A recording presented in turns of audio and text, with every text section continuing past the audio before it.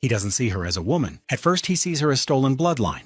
From a psychological standpoint, this is where the terror begins. Gabriel Rossi is not reacting like a father. He's reacting like a territorial apex predator whose legacy has been breached. His obsession with control, lineage, and possession reveals textbook grandiose narcissism shaped by violence and dynasty. Meanwhile, she is trapped in the most disturbing emotional paradox imaginable. The only man capable of protecting her unborn child is also the man who abducts her. What follows is not simple captivity, and it's trauma, dependency, and survival fused into one deeply toxic bond. The story begins with the most elemental human impulse: the wish for a child, and the desire for an ordinary life. In a pristine clinic, a future was chosen from a screen, a sterile purchase designed for safety and discretion. Yet the life she bought was not from an anonymous donor. It was the seed of the East Coast's most feared man, a dealer in death.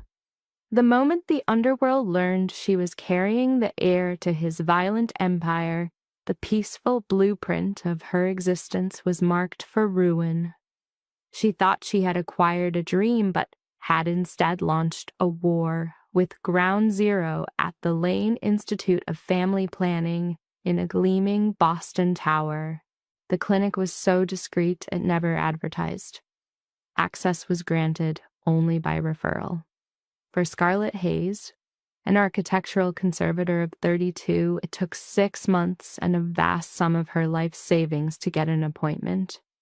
She now sat in the waiting room, twisting a silver ring, her unease a palpable thing. The room smelled of a strange marriage between costly floral arrangements and antiseptic, an aroma engineered to soothe the ultra-wealthy. Scarlett was not one of them. She was simply a woman whose biological clock was screaming its final alarm. After 2 broken engagements and a devastating diagnosis, she was here to claim her life. She had decided to have a child, entirely by her own will. A nurse in crisp white led her to Dr. Alistair Lane's opulent office. He was a man with silvered hair, the easy confidence of a politician, and the cold eyes of a hunter. He gestured to a seat before his monolithic desk. "Scarlett, wonderful! We're ready to proceed," Dr. Lane said, his finger gliding across a tablet. "Your blood panels are perfect. Hormone levels are ideal. We just have to finalize your choice." He handed her the device. Displayed on the screen was a numbered file, profile 409, Italian-American, 6 feet 3 inches, profession listed as private equity. His health was perfect, with no genetic flags and a superior intellect. But crucially, there were no photos, a rule the Institute enforced to protect its high-profile clientele. Instead of a face, there was a short audio clip of a low, resonant voice reciting a meaningless poem, and then a list of attributes: dark hair, startlingly pale blue eyes, a powerful physique. "He's perfect," Scarlett breathed, her voice hushed. The profile seemed almost too good to be true. She asked for confirmation that he had surrendered all paternal rights, seeking absolute certainty that her child's world would be hers alone. Dr. Lane produced a practiced, reassuring smile. "Profile 409 is among our most private assets. The donor made this deposit years ago prior to a high-risk surgery. He has no interest in fatherhood. A formidable non-disclosure agreement binds him. He's a memory, Scarlett. Just the genetic material for the life you want to build," the doctor concluded. She released a breath she hadn't realized she was holding. "Okay, let's do it. Let's have our baby." The procedure was done 2 weeks later. 4 weeks after that, Scarlett perched on the side of her tub, staring at a small plastic stick. 2 stark pink lines glared back at her. Her hand flew to her mouth as tears of pure, unadulterated joy streamed down her face. She was pregnant.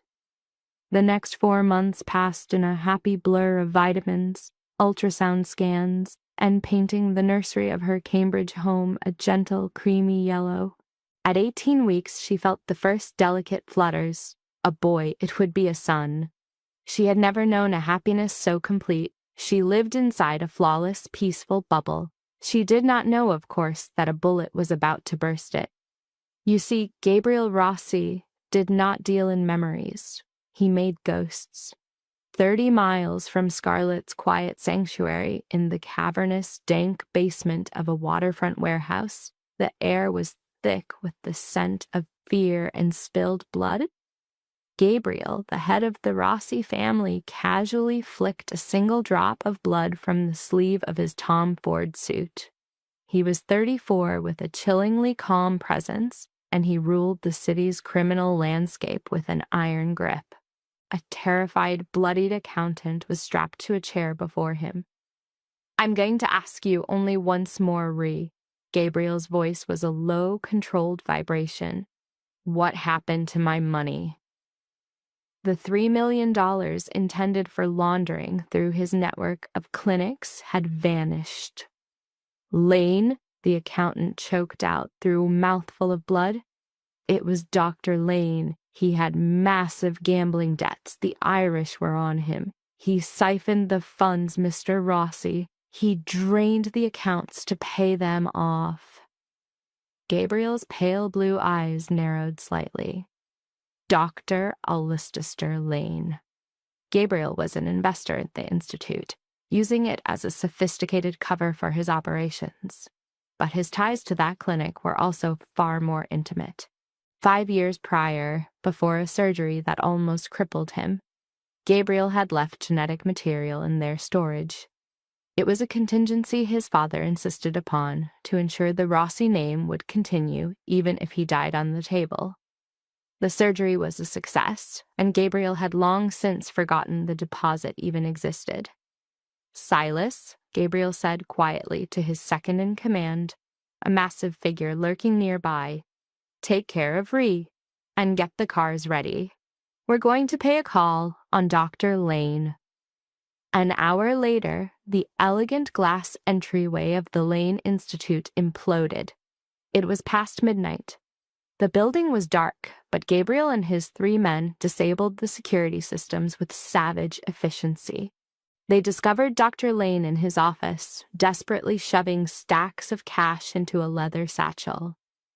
Lane went rigid as the door clicked shut, revealing Gabriel holding a silenced Beretta that looked like a part of his own arm. "Leaving so soon, Aleister?"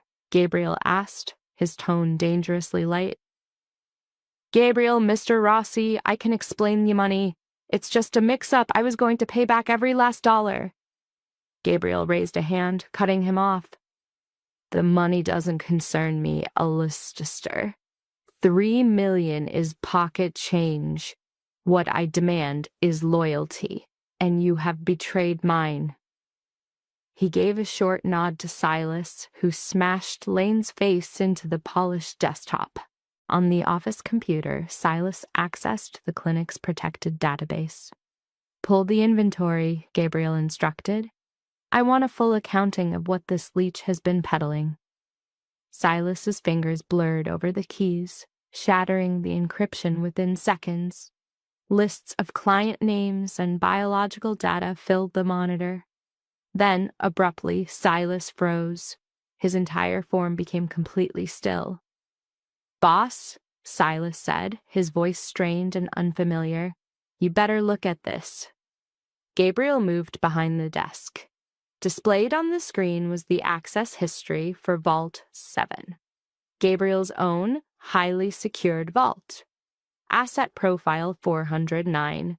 Status: liquidated. The date of the transaction was 5 months ago. The recipient was one Scarlett Hayes, a civilian with no known syndicate connections. An oppressive silence descended on the room, so thick it felt hard to breathe. Gabriel stared at the monitor, his pale eyes darkening like a gathering storm. The truth hit him with the force of a physical impact. His bloodline, the Rossi heir, had been stolen and sold. It was growing inside a complete stranger. Gabriel's hand lashed out, his fingers locking around Dr. Lane's throat with terrifying swiftness, hauling him up from the desk. "What have you done?" Gabriel snarled, his mask of control shattering to reveal the beast beneath. "I needed the cash," Lane rasped, his face turning a dark plum. "She was desperate. She paid $500,000 in cash for top-tier genetics. I fudged the files. I swear she has no idea who you are. She thinks you're an investment banker." "You sold my son," Gabriel said, the words tasting like acid. If his rivals, the Corsetti clan, found out about this, they would not wait. They would find the woman. They would kill her and his unborn child to erase his legacy. Gabriel dropped Lane, who felt the carpet, sucking in ragged breaths. Without a glance, Gabriel aimed the Beretta and pulled the trigger twice. The soft coughs from the silencer were the last sounds the doctor ever heard. "Wipe the servers, torch this entire place," Gabriel ordered Silas, his voice completely flat and devoid of any feeling. "And I want everything on Scarlet Hayes. Where she works, where she sleeps, the air she breathes. Find her before the sun comes up." The storm finally broke across Boston as Scarlet was locking her front door. Rain lashed the streets, whipped by a savage wind. She was precisely 22 weeks along. She rested a hand on the gentle swell of her belly, feeling a faint, reassuring flutter. "I know, my little one," she murmured with a smile. "Mommy is on her way to get the ice cream right now. It's a promise." Scarlet opened her umbrella and ventured out for a quick walk to a neighborhood shop. But the streetlights were flickering, bathing the block in a strange, theatrical glow. Her street, typically bustling with late-night academics, was unnervingly silent. As she rounded the corner to Elm Street, a blacked-out SUV sat idling, its engine a deep rumble beneath the storm. A sudden, primal fear shot through Scarlet, a coldness that had nothing to do with the rain. Her long-dormant survival instinct, unneeded in her safe world, screamed to life. She began to walk faster. It was the wrong choice. The SUV's doors swung open as one. 3 suited men emerged into the downpour, forming a wall that blocked her way. Scarlet stopped dead, her pulse hammering against her ribs. Her grip tightened on the umbrella as she recoiled a single step. "Pardon me," she managed, her voice a tremor she couldn't suppress. "You're in my way." The figures were stone. Then the car's back door unlatched, revealing the scene's master. The storm itself seemed to bend around him. He was a silhouette of power, his wide frame draped in a dark coat over expensive tailoring. As he passed under a faltering street lamp, his features were cast in light. A chiseled jaw, rain-slicked hair, and eyes of an impossible, piercing azure. The clinic's recording exploded in her mind, a fact that could not exist. The donor was meant to be an echo. He was supposed to be an abstraction, a specter haunting the careful architecture of her future. Scarlet Hayes. The sound was a low rumble, like stones shifting deep underground. It was the voice from the recording, the one that had once spun poems of the sea inside her thoughts.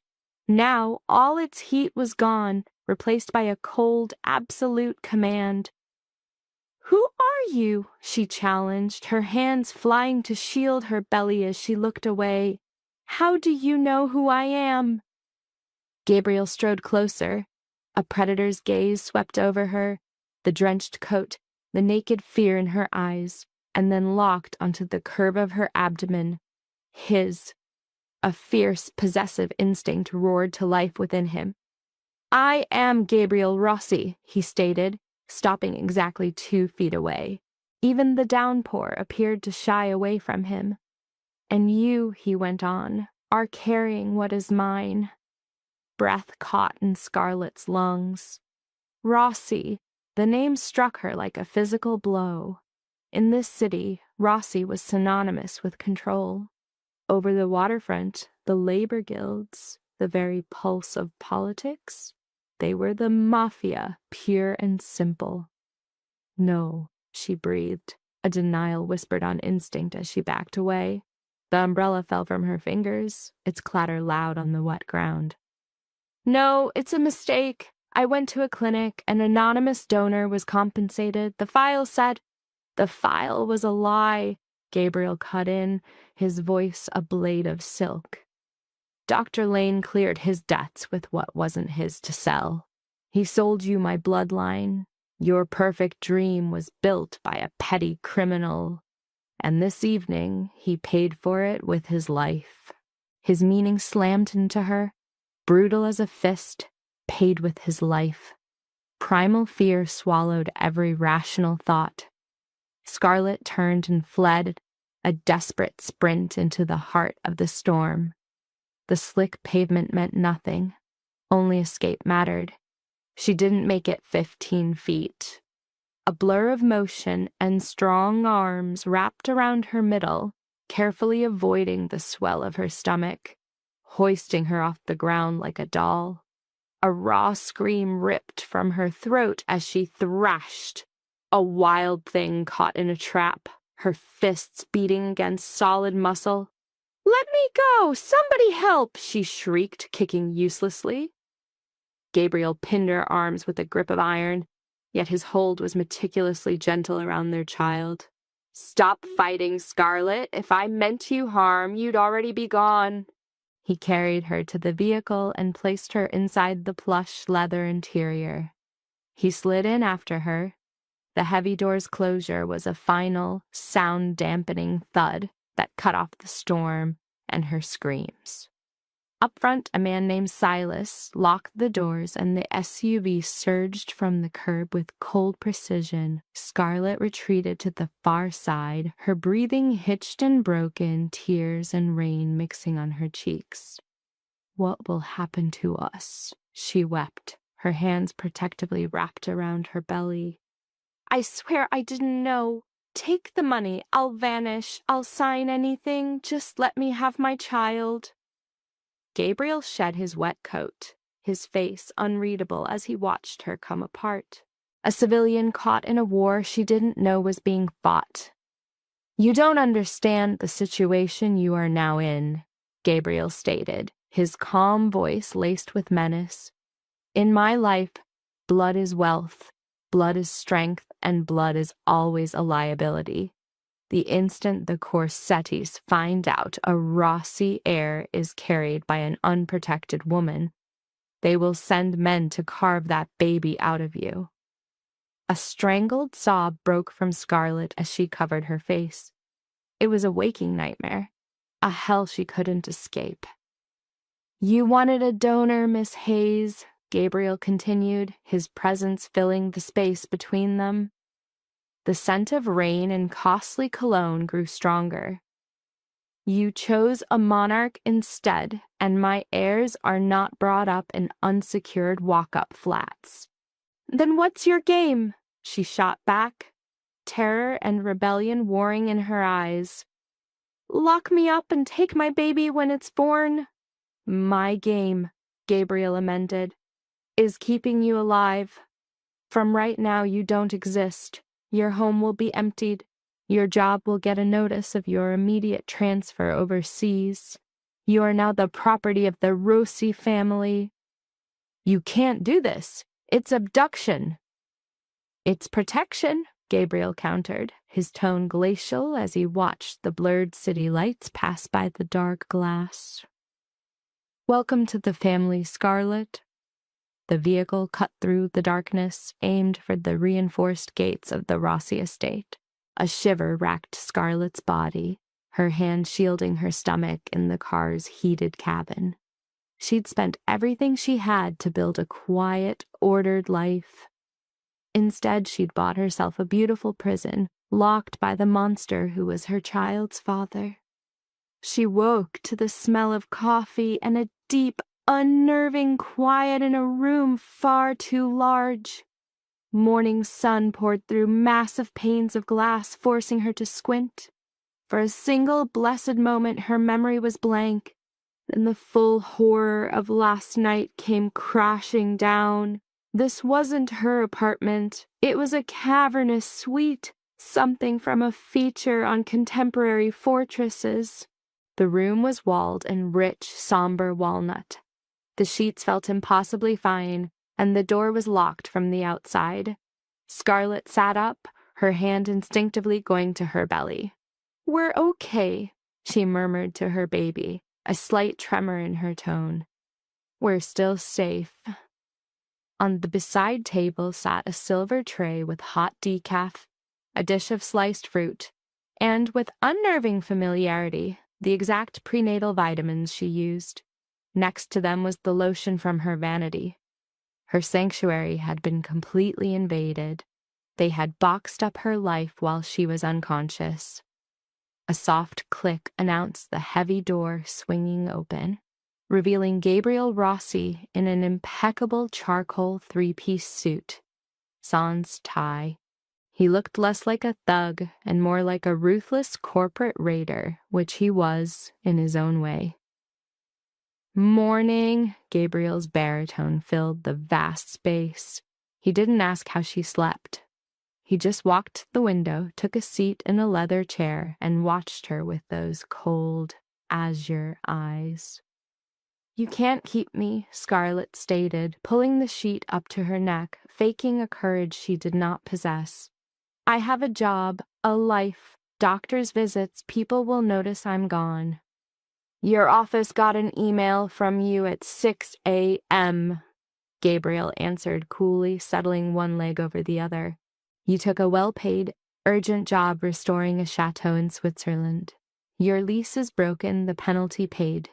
Your things are in storage, rented by me. For your health, Dr. Harrison, one of the best OBs in the state, is setting up a private clinic for you on the ground floor. You will want for nothing." Scarlet just stared, appalled at the surgical precision he'd used to excise her from the world. "You erased me overnight." "I protected you," Gabriel countered, his jaw tight. "You think you're a prisoner? You're wrong. You are carrying the next Rossi. Outside these walls, you're a target. Inside, with 50 guards and steel fences, you are royalty." "I don't want to be royalty," she shot back, frustration bringing hot tears to her eyes. "I just wanted a baby. I bought a specimen from a clinic. I did not sign up for the mob." Gabriel stood and crossed the room in 3 deliberate steps. He stopped beside the bed, a towering figure eclipsing the morning light. The air smelled of citrus and unspoken violence. "You didn't buy a specimen. You bought my bloodline," Gabriel hissed, his voice dropping to a dangerous low. "And that bloodline is not just yours. The Corsettis have tried to wipe my family out for 3 generations. If Dominic Corsetti learns you exist, your naivete won't save you." Gabriel then presents a horrifying bargain. Corsetti would have the child carved from her body to make a point. Her existence is now brutally simple. She will stay. She will consume his meals, be tended by his doctors, and her only purpose is to endure. The weight of his decree finally pulverizes her denial.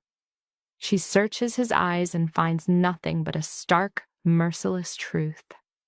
"I understand," she forces out. "Good," he answers, his stoic expression snapping back into place. He summons a maid, Clara, and arranges a physician's visit. And so for the next 3 weeks, Scarlet was an inmate in a gilded cage. She was granted leave to wander the sprawling grounds, though always trailed by a heavily armed sentinel named Matteo, who kept a strict 20-pace distance.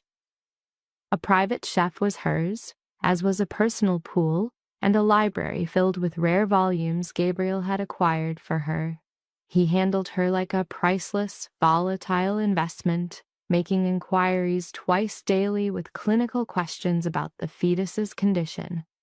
There was no humanity in it. She was simply the incubator for his lineage.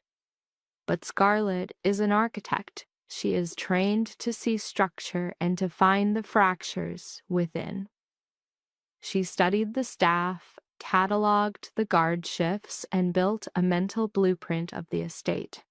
And she fixed her focus on Clara, the maid who was a portrait of raw nerves. The maid never met the guard's eyes, her forehead perpetually slick with sweat, even in the estate's chill. One afternoon, reclining in her suite, Scarlett's fingers grazed a rigid object tucked deep beneath her pillow. It was a cheap, disposable cell phone. Her heart hammered against her ribs. She shot a look toward the bathroom, where Clara was preparing her bath. The rush of the faucet, a welcome veil of sound. Scarlett thumped the device on. A lone message blinked. "We know he holds you. We can get you out. Southgate, 2 a.m. tonight. D.C." The air vanished from Scarlett's lungs. D.C. Dominic Corsetti, the opposing king. Scarlett sat frozen, the flimsy plastic of the phone feeling like a live wire in her palm. The offer was a mirage of freedom, an exit, a way to simply vanish. For a beat, she let herself imagine it, sprinting toward the promise of night. But then Gabriel's unblinking certainty flooded her mind. He will carve that child out of you. Why would his sworn rival offer her safe passage?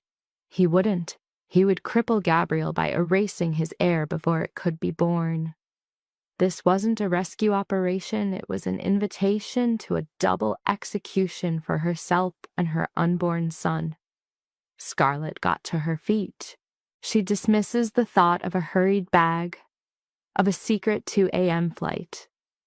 A wall of practiced calm within her shatters, and she storms from her suite, deaf to a maid's startled gasp, moving down the grand staircase like an avenging fury. Matteo emerges from the shadows of the architecture, a human roadblock. "Miss Hayes, you should be resting." Her response cuts through the quiet, "Get me to Gabriel, now." Stunned but obedient, Matteo leads her deep into the West Wing, toward Gabriel's study. After one sharp rap on the door, it swings open to reveal Gabriel and Silas poring over schematics, their heads jerking up at the breach of protocol. Gabriel's focus instantly drops to her belly, a reflexive check for damage before locking with her eyes. "What is it?" he demands, his voice a blade. Scarlett marches forward, slamming a burner phone down on his polished desk. "Your security is a myth," she announces, her words hanging in the abrupt silence. "Clara gave me this. DC says he can pull me out via the south gate tonight." The temperature in the room plummets. Silas breathes a curse, his hand instinctively going to his sidearm, but Gabriel halts him with a raised hand. His attention remains fixed solely on Scarlett, not the phone. The cold armor in his eyes cracks, showing a flicker of astonishment and a strange glimmer of respect. "You had a choice," Gabriel notes, his voice a low rumble. "You could have run. You loathe this prison." "I loathe being a pawn," Scarlett shoots back, her hand instinctively cupping her abdomen. "But I'm not an idiot, Gabriel. I know Corsetti's goal isn't to save me, but to eliminate my child. And whatever monster you are to the rest of the world, you are the only one with a stake in this baby's survival." Gabriel moves around the desk, stopping just inches from her, stealing the air from her lungs. His hand hovers over the phone for a predatory moment before he snatches it. He crushes the cheap plastic, the snap echoing in the strained silence. "Silas," Gabriel orders, his eyes still locked on Scarlett's. "Find Clara. I want to know everything she told them before you break her fingers, then put this estate on lockdown. Nobody in, nobody out. On it, boss, Silas replies, leaving with grim efficiency. Gabriel turns back to Scarlet, who is now shaking as the adrenaline ebbs. Without a word, a hand on the small of her back, a touch of disarming gentleness steers her to a sofa. Sit, he commands softly. You're shaking. Is it time? She asks, sinking into the cushions. Corsetti is a man without patience, Gabriel states, retrieving a heavy black Sig Sauer from a hidden panel, cycling the action with practiced ease. If he planned for 2 a.m., his team is already in position. Your failure to appear will be their signal to attack. As if his words were a summons, a deep, muffled boom rattles the bulletproof windows. The overhead chandelier sways violently. A piercing alarm begins to shriek, flooding the compound with its urgent cry. The lights cut out, replaced in a heartbeat by an eerie crimson emergency glow. The South Gate, Gabriel growls. What follows is the sound of total bedlam, the brutal staccato rhythm of automatic gunfire erupting from the grounds. Scarlet gasps, her hand covering her mouth as the abstract danger becomes terrifyingly real. The script of a violent thriller was playing out on her lawn. In a flash, Gabriel is across the room, his hand closing around her arm, hauling her up from the sofa. We're going to the panic room now.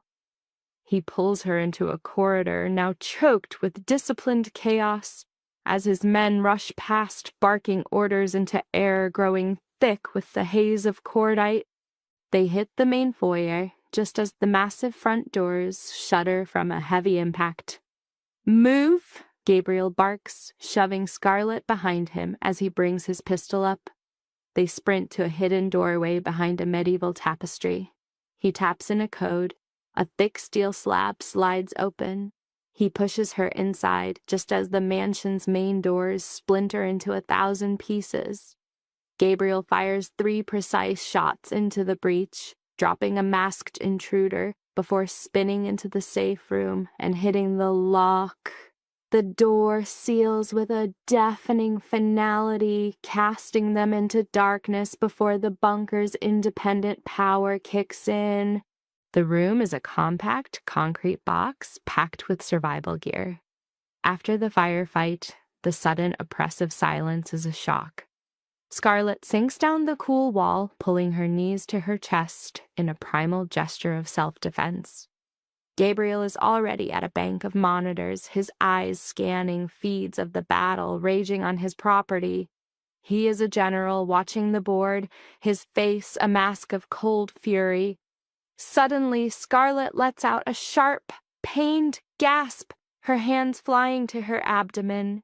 She clutches herself, her eyes wide with fear. Gabriel! He pivots, the gun in his hand forgotten, and is on his knees before her in an instant. Are you hit? Do you see blood? No, she pants, her eyes screwed shut. It's not. It's the baby. Gabriel's hands pause over her, helpless, a rare look of stark terror flashing across his face. With impossible gentleness, he lays his large, warm hand flat against her stomach. Beneath his palm, through the thin material of her dress, a solid, definitive kick pushes back and then another.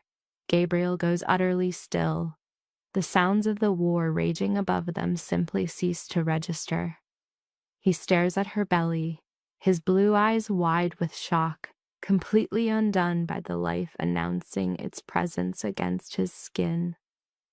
This is the first time he has felt his child, not as a concept or an air, but as a living, breathing part of him.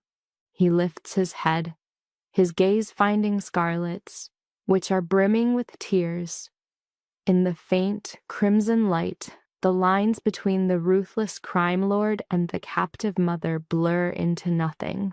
leaving only two people bound by a shared terror of losing the only thing that now mattered.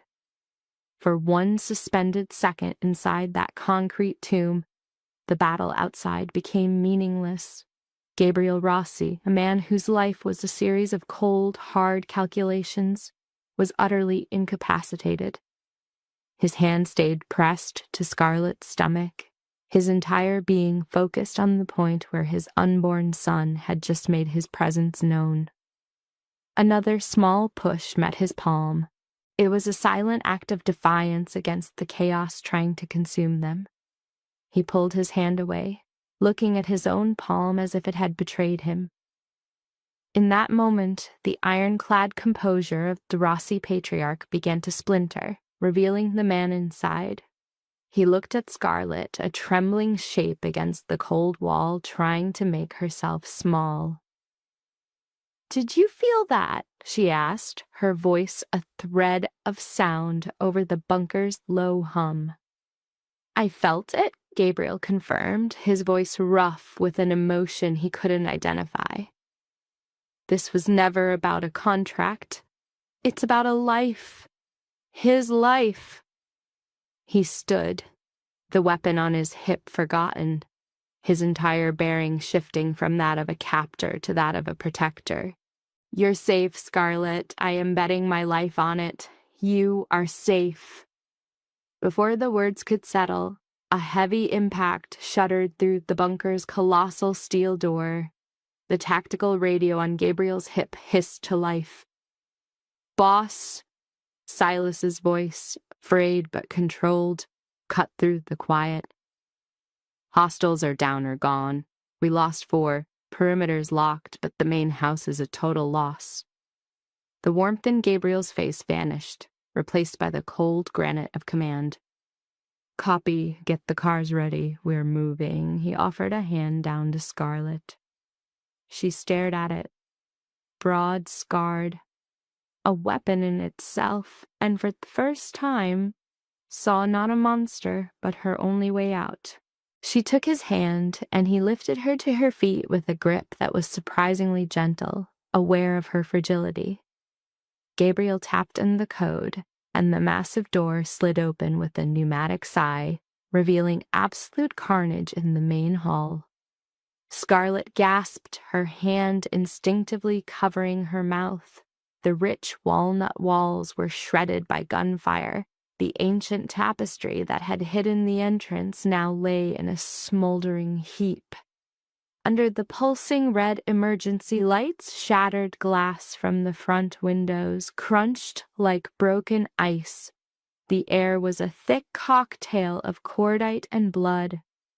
2 of his men were dragging a body in tactical armor from the ruined entryway. "Don't look," Gabriel murmured, stepping to shield her view of a blood pool spreading from the staircase. He used his own body as a bulwark, steering her through the wreckage.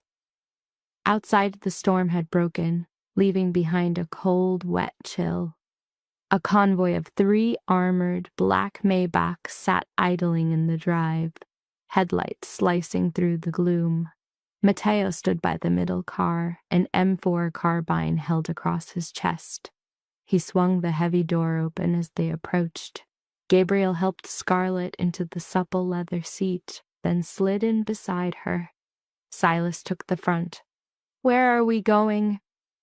Scarlett's voice trembled as the convoy peeled away from the smoldering estate. "The Seaport District," Gabriel replied, his eyes in constant motion scanning the dark. "I have a secured penthouse at the Ritz-Carlton. It's a ghost property, buried under 3 layers of trusts. The security is military grade. Its private elevator is sealed without my direct command." "And Clara?" Scarlett asked, her mind flashing to the terrified maid who had set the night in motion. Silas twisted the passenger seat. "She's gone, Miss Hayes. She panicked at the first shots and made a run for a side exit. Ran straight into Corsetti's breach team." They had sacrificed their own asset without a thought. Nausea twisted in Scarlett's gut. A woman dead. Men dead. All of this, spawned from a procedure in a sterile room. The weight of the violence felt suffocating. Gabriel saw the color drain from her face. He pulled a water bottle from a cooler, uncapped it, and pressed it into her hand. "Drink," he ordered softly. "She was just a maid," Scarlett whispered, a tear breaking free. She was terrified. "She was a risk," Gabriel corrected, though the usual harshness was gone from his voice. He leaned back, rubbing his jaw. "But she was also a sign of a much deeper problem." Corsetti's men had navigated the estate's defenses with surgical accuracy. They knew the patrol routes, the exact layout of his sanctuary. Clara was just a pawn, incapable of possessing that level of intel. "What are you trying to say?" Scarlett's question was a tremor, her hand unsteady as she raised the water. "This betrayal comes from much higher up than a housekeeper," Gabriel said, his gaze sharpening in the SUV's deep shadows. "And someone's been planning this for a very long time. An op this clean requires months of surveillance on my home." A cold dread began to creep into Scarlett's blood as a terrible possibility started to form. She watched his face, lit, and then darkened by the passing Boston skyline. "Gabriel," she started, her voice a thin, fragile sound. "Right before the clinic, a private equity group bought my architecture firm. They moved my office, gave us new security, new phones, new laptops. All of it happened at the exact same time I began my IVF treatments." Gabriel's entire body went rigid. The silence in the armored car became dense and suffocating. From his seat, Silas turned, his face a grim mirror of his boss's dawning horror. "What was the name of the group?" Gabriel's voice was unnervingly quiet, devoid of all emotion. "Apex Holdings," Scarlett answered, the name pounding like a drum in her chest. Gabriel took out a slim, encrypted smartphone. "Silas, I need a deep file on Apex Holdings. Run their board against every Corsetti shell company from the last 5 years." The rest of the drive passed in a strained, unbearable quiet. The city lights smeared into an abstract blur as they descended into the Ritz-Carlton's subterranean garage. The move from the vehicle to a private elevator was a silent, perfect maneuver by Gabriel's team. As the lift ascended, Gabriel's eyes finally met hers. The cold, impenetrable mob boss was gone, replaced by a man just beginning to grasp the true depth of the treachery aimed at his lineage. "If Apex is a Corsetti company," Gabriel said softly, his words landing with the elevator's chime, "then them finding you was never an accident, Scarlett. They have been watching you since the very beginning." The Ritz-Carlton penthouse was the polar opposite of the Rossi estate's Gothic gloom. It was a sprawling, modern gallery of glass, steel, and white marble that commanded a full 360-degree view of Boston Harbor.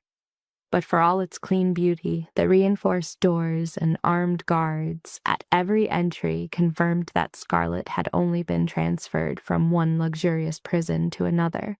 As the sun rose, painting the harbor in shades of purple and gold, Dr. Harrison was already there.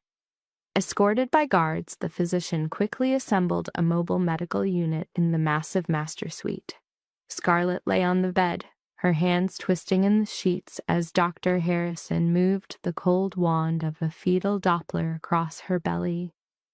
Gabriel stood guard at the foot of the bed, arms crossed. He hadn't slept, and the dark stubble on his jaw gave him an even more intimidating presence. Suddenly, a fast, rhythmic rushing filled the room, the sound of a strong, healthy heartbeat. A choked sob escaped Scarlett's lips as her eyes fluttered shut in a wave of overwhelming relief. Tears cut trails from her eyes into her hair. He was alive, he was safe. Fetal heart rate is a stable 145 beats per minute, Dr. Harrison said with a warm smile, offering a tissue. No distress, no premature contractions.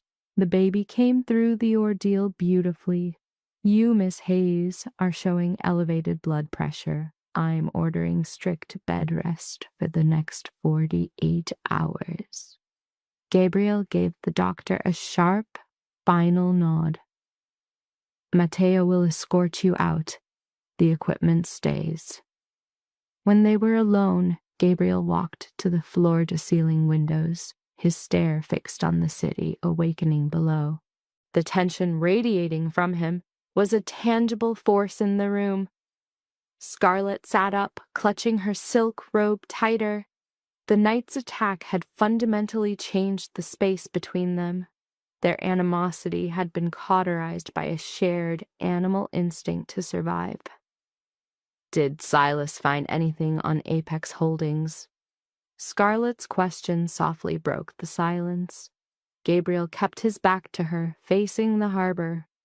He confirmed our worst fear. Apex Holdings is a front. The money vanishes 3 companies deep, ending at a wealth management firm in Zurich, a firm owned by Dominic Corsetti. Scarlet felt the air punch out of her lungs. They had owned her work, her life. They controlled every part of your world, Scarlet, Gabriel finally said, turning to face her with eyes like a coming storm.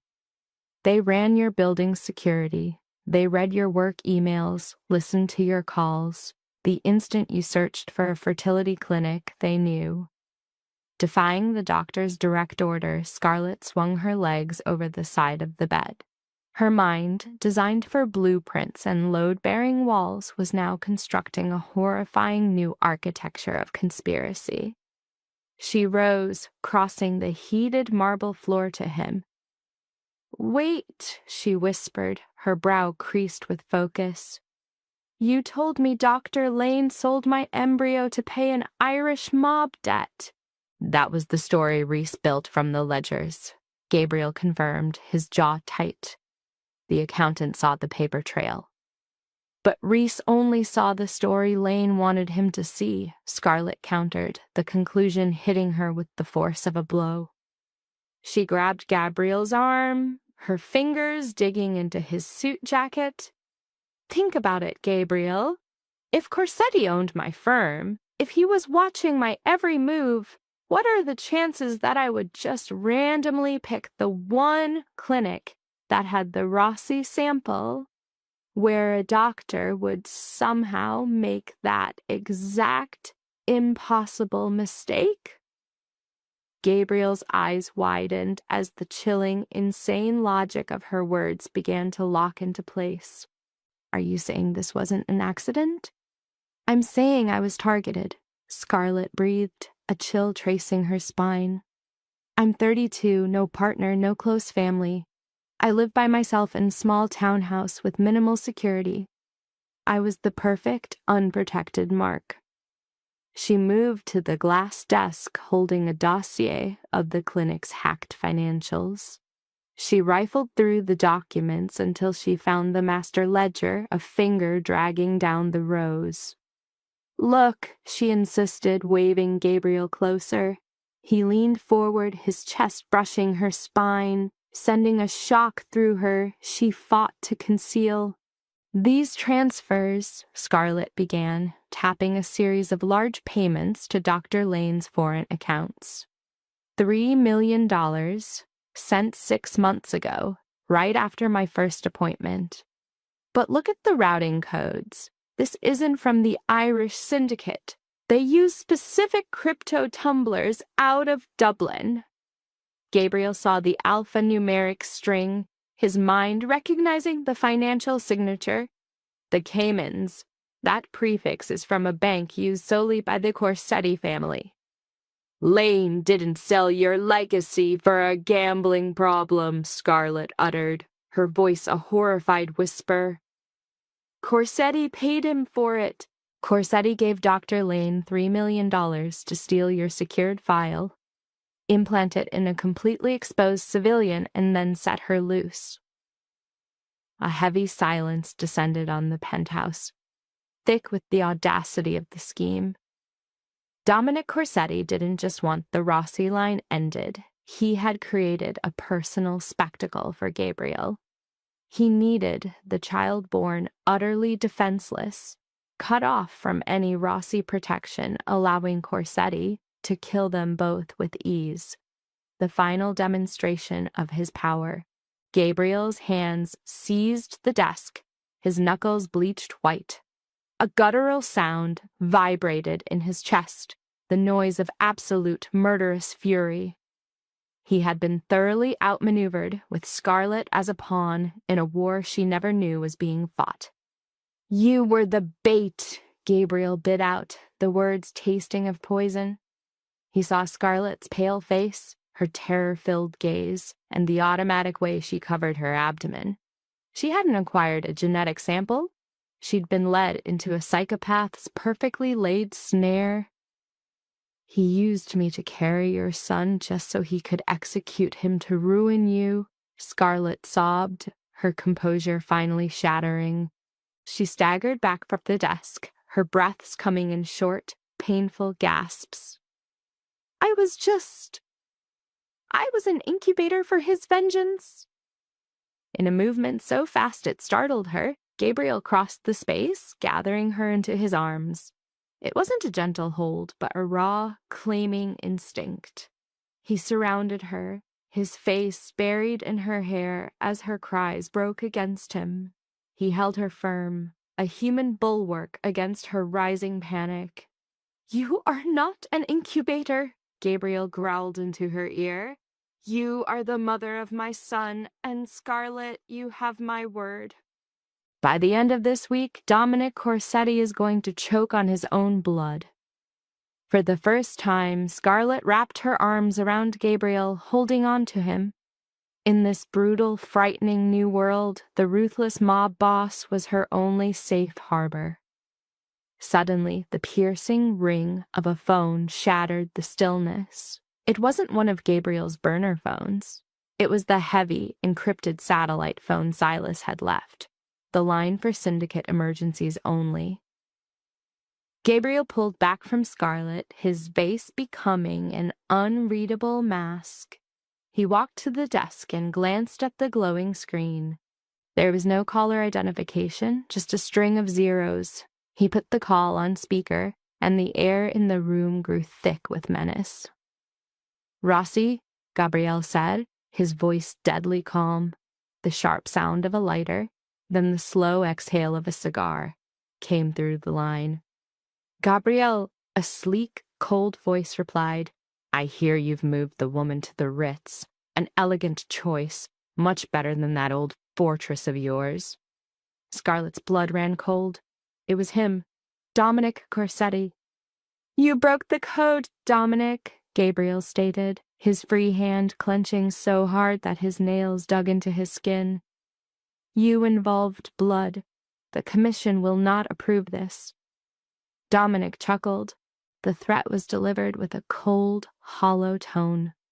"The commission, Gabriel, deals in evidence, not rumors. On public record, Miss Hayes will be just another sad statistic from a home invasion. A real shame, people will say. Especially tragic, since she won't make it to her 3rd trimester." Gabriel's eyes locked on Scarlet, a lethal promise within them. "Touch her, Dominic, and your death will be a mercy. I will salt the earth where your family once stood." "A brave speech for a king in a glass tower," Dominic taunted. "Enjoy the view, Gabriel." The ultimatum was laid bare. You have 48 hours to hand over the port territories. If you fail, the architect's head will be sent by courier. The line went dead. The words left a poisonous film in the air, a guarantee of total destruction. This was no longer a hidden war. The fight had come inside their sanctuary, with nowhere left to run. Putting the phone down, Gabriel looked at Scarlet with terrifying resolve. The time for defense had passed. Now they would hunt. Dominic Corsetti's ultimatum fouled the air. 48 hours, 2 days until his world descended to tear theirs apart. Standing at the desk, Gabriel was already lost in the cold calculus of war. "Silas," he commanded, his voice like ice. "I want every soldier armed and moving. Activate all assets at the docks. We will shatter their supply lines. We will hit their safe houses. We will scour them from Boston before dawn." "Gabriel, wait!" Scarlett's voice cut through his rising battle fever. She was by the window watching the city's glowing veins. "A street war is a slow bleed, a fight you can't win. You don't have the time." "We don't have the time." Her hand came to rest on her stomach. "Your only goal tonight is to cut the head from the snake." "Dominic is untouchable," Gabriel argued, facing her. "He runs everything from the top of the Apex Tower. The building is a fortress. Biometric scanners, reinforced walls, and a private army of former special forces. A direct attack is suicide." "Not if you know the building's hidden flaws," Scarlett countered, a sharp intelligence burning in her gaze. She walked by him, taking a silver laptop from a bag Clara had packed. "Before Apex moved me to the front desk, I was their head preservationist for portfolio work. My firm oversaw the Apex Tower's structural renovation." A look of stunned disbelief passed between Gabriel and Silas. Gabriel stood behind her as she opened the laptop, her fingers flying over security measures she had likely put in place herself. "For the public valuation, Apex hired a major firm, but they contracted us to assess the tower's foundational integrity," she explained, bringing up a detailed 3D model of the skyscraper. "Dominic thinks he's a god in his castle in the sky." So, the pretender Dominic covers a 1930s structure with new technology and bulletproof glass, thinking he's safe. But he never considered Scarlett. She points out the fatal flaw. To support his penthouse, they sank new columns. In the process, his team capped but never filled old Prohibition-era service shafts. The word capped clicks for Gabriel as realization dawns. Scarlett confirms it. A 3-foot-wide tunnel runs from the subway, ending just inside the drywall of Dominic's most private office. The builders, she noted, used sheet metal instead of reinforced concrete, a money-saving decision that would now be their downfall. A predatory smile crossed Gabriel's face. It was a direct path to the enemy's heart. His eyes fell on Scarlett, the woman carrying his child who had just handed him his victory. He was floored, whispering that she was incredible. He turned to his man. "Silas, get the gear. We're going now." 3 hours later, they moved through filthy sewer tunnels. Gabriel, in black tactical gear with a submachine gun across his chest. Silas and 6 of his most trusted killers flanked him. They found the ventilation shaft exactly where Scarlett's plans showed it, sealed by a welded grate. Silas used a thermal charge, and the metal dissolved with a low hiss. The climb was a brutal 400-foot ascent through a vertical black passage. Yet Gabriel was driven by a cold fury.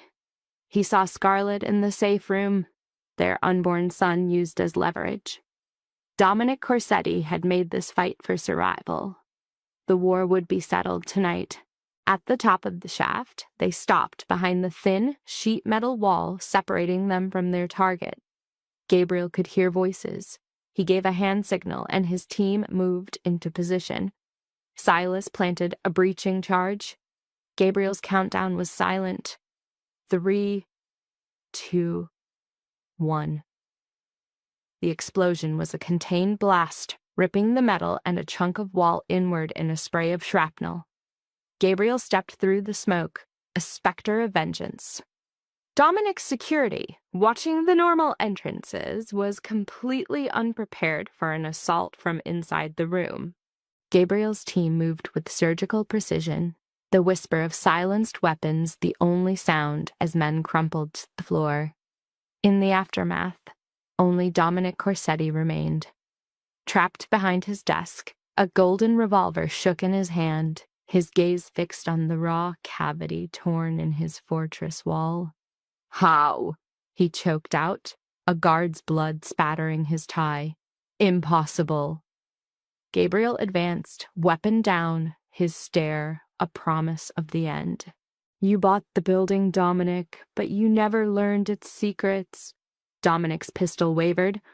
"I'll kill you, Rossi, you, the architect, and the mutt in her belly." Gabriel didn't react. In a blur of motion, he seized Dominic's wrist, and a sharp crack echoed as bone snapped. The gilded gun tumbled onto the rug. A knee to the gut stole Dominic's scream, folding him to the floor as Gabriel loomed over him, his own Sig Sauer now aimed at Dominic's temple. "This was your mistake," he said. His voice was a low, threatening hum. "You thought my bloodline was a weakness? You saw her as nothing but a womb." The click of the hammer was the only answer in the blood-soaked room. "She is the future of my house. Your story is already over." A single shot ended it. Later, as rain wept down the penthouse glass, Scarlett waited. Wrapped in a blanket, sleep was a distant memory. When the door finally opened, her heart seized. He emerged from the dark, stripped of his gear, his shirt a canvas of ash and red. He was a portrait of savage triumph, etched with fatigue. Without a word, he crossed to the bathroom, unleashing the shower at full force. Scarlett dropped the blanket and followed him to the threshold. She watched as he ripped the soiled fabric away, bearing a torso mapped by a violent history. He leaned into the steaming deluge, bracing against the wall as if to scour his enemy's life from his skin. She entered with a fresh towel and stood a silent vigil. When the water stopped, the Don's hardened mask was gone. His eyes met hers, raw with an exhaustion that went to the bone. "It's over," Gabriel breathed. "Corsetti is gone. His men are surrendering the docks to Silas. The danger has passed, Scarlett. You're safe. The child is safe." A choked sob broke from her. She draped the towel over his shoulders, her arms locking around him. Burying her face in his chest, she inhaled the scent of the man who had burned down a rival for her. His arms became an anchor, his lips finding her hair. "I thought you weren't coming back," she whispered against his skin. "I will always come back to you," Gabriel vowed, tilting her face toward his. "You're my family now, Scarlett. You and our child.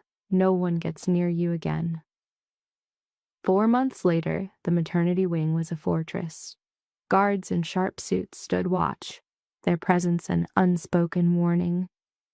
But inside the sunlit delivery room, that violent world felt like a distant myth. Scarlett, spent but luminous, smiled from her bed. Gabriel kept his vigil in a chair pulled close beside her. The feared leader, the Rossi Syndicate, a man forged in violence, was crying openly.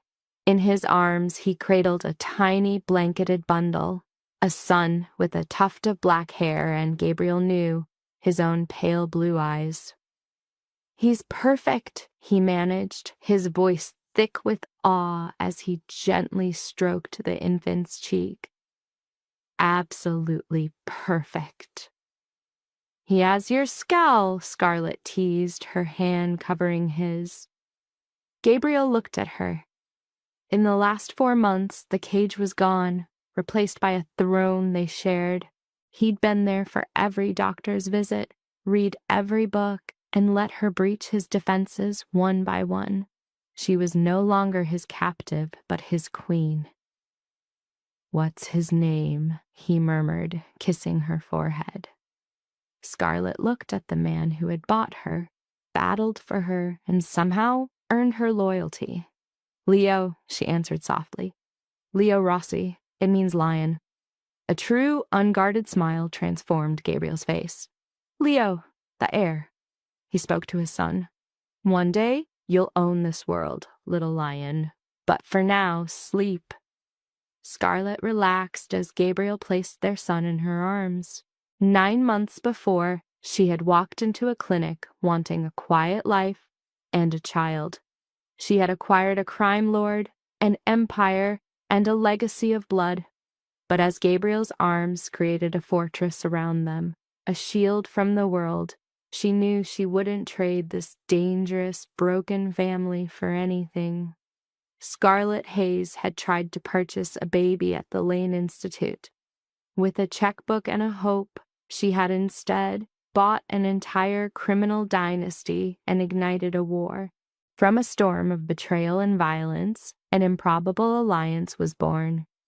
Gabriel Rossi, a creature of pure brutality, was captivated by the very woman sent to engineer his destruction, a perfect paradox. Their bond was never romance. It was a pact signed the blood of mutual survival. The gilded prison that once held Scarlet was shattered and rebuilt as a bastion of savage loyalty.